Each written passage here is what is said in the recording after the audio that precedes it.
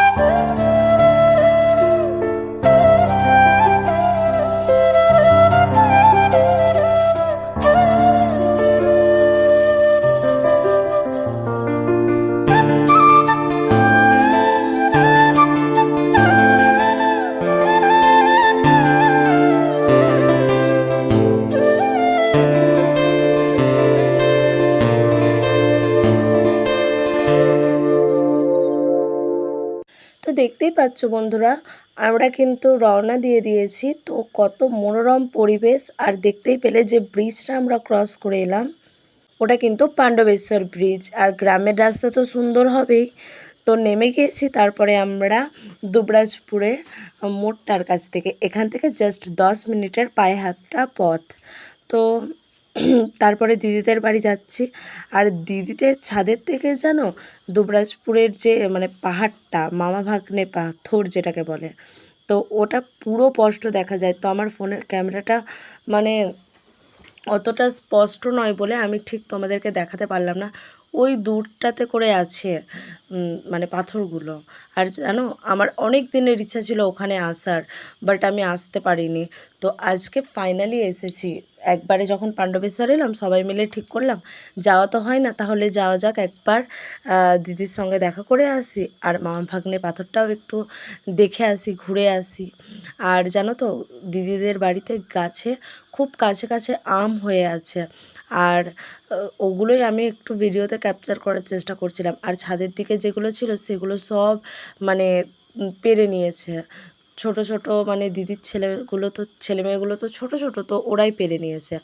তো এরপরে আমরা যাচ্ছি মামা ভাগ্নের পাথরের মানে যেখানটাতে মন্দির আছে, সুন্দর করে পার্ক করা আছে। দিদি বললো চল একটু ঘুরিয়ে নিয়ে আসি। ওটা কিন্তু বেশি দূর নয় দিদিদের বাড়ি থেকে, মানে পাড়ার ভেতর দিয়েই জাস্ট একটুখানি। তো দেখতেই পাচ্ছ আমরা চলে এলাম। আর দেখে পরেই আমি জাস্ট ওয়াও, মানে এত সুন্দর লাগছে। আমি তো অনেক ফটো তুলেছি, অনেক ভিডিও করেছি, অনেক রিলস করেছি, আর ভাবলাম যে চলো তোমাদের সাথেও একটু শেয়ার করি, তাই আমি একটু ব্লগও কন্টিনিউ করে নিলাম। আমি জানি যে তোমরা হয়তো অনেকেই এখানে অনেকবার হয়তো এসেছো, বাট আমি তো আজকে প্রথম এলাম, তাই চেষ্টা করলাম যাতে তোমাদের সাথেও একটু শেয়ার করা যাক। তো আমার ভিডিওটা কিন্তু করে দিচ্ছে আমার বোন, মানে পিসির মেয়ে। তো ও করে দিচ্ছে আমার ভিডিওটা, আর আমি এখন যাচ্ছি। ওই দিকটায় গিয়ে পরে অনেক ফটো অনেক ভিডিও শ্যুট করা যাবে। তো চলো যাওয়া যাক।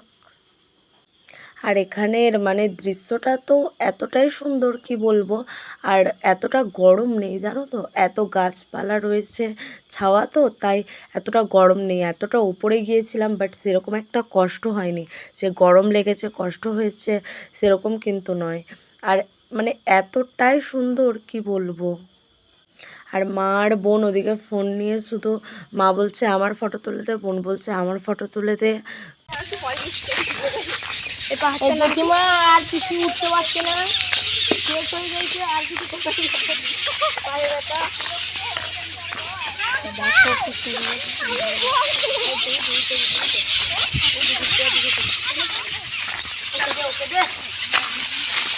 পায়েল মিস করবে, পায়েল বলো এই আমি কেন গেলাম না। এখানে নামটা লিখে দাও সবারই, পুরো ছাপিয়ে একটা পাত দিয়ে নিলে চক করবে চক। এই সিঁড়ি দিয়ে ওপরটাতে উঠেই না একটা খুব সুন্দর মন্দির আছে। তো ওই ওপরেই যাচ্ছি, মন্দিরটা একটু দর্শন করব, কিছু ফটো তুলব ওই কারণে। পাখির কোলাহলপূর্ণ সুন্দর একটা মানে ভিউ, কি বলবো বন্ধুরা, প্রাণটা একদম জুড়িয়ে যাচ্ছে। এত ভালো লেগেছে আমার প্লেসটা, মানে ছোট থেকে আমি এত জায়গায় ঘুরেছি, এই মানে জায়গাটার যেন কোনো তুলনাই হয় না।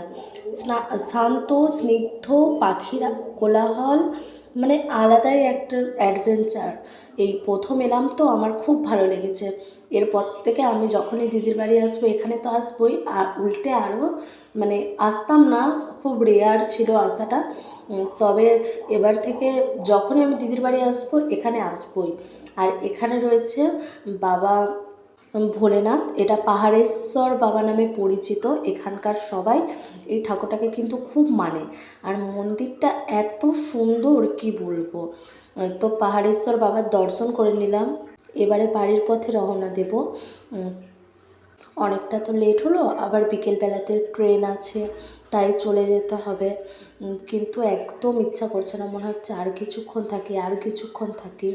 তো কী করবো, আবার মানে যখন আসবো তখন দেখা হবে। তো টাটা বন্ধুরা, ভালো থেকো তোমরা সবাই। তো বন্ধুরা আজকের মতন এই পর্যন্তই, আবার পরে আসবো একটা নতুন ভিডিওর সঙ্গে। আর এটা তার পরের দিনে আমি গোডাউনে এসেছি, আর গোডাউনে এসে আমি ভয়েস ওভার দিচ্ছিলাম আর এখানটা করে বসে আছি, কাজ করে নিয়ে বসে আছি। এবারে হচ্ছে চলে যাবো আবার স্টোরে। গোডাউনে বসে বসে একটু ভিডিওটা এডিট করে নিলাম। জানোই তো কাজের মানুষ, এতটা সময় দিতে পারি না, এই জন্য তোমাদের সঙ্গে ভিডিও পোস্ট করাটাও মানে শেয়ার করাটাও খুব রেয়ার হয়ে গেছে। পারি না সেরকমভাবে আগের মতন অ্যাক্টিভ থাকতে, তাও যতটা পারি খুব ভালো লাগে, তো তাই করার চেষ্টা করি। তো চলো আবার আসবো কোনো একটা নতুন ভিডিওর সঙ্গে। যদি ভালো লেগে থাকে তাহলে একটা লাইক করে দিও আর চ্যানেলটাকে সাবস্ক্রাইব করে পাশে থেকো। টাটা।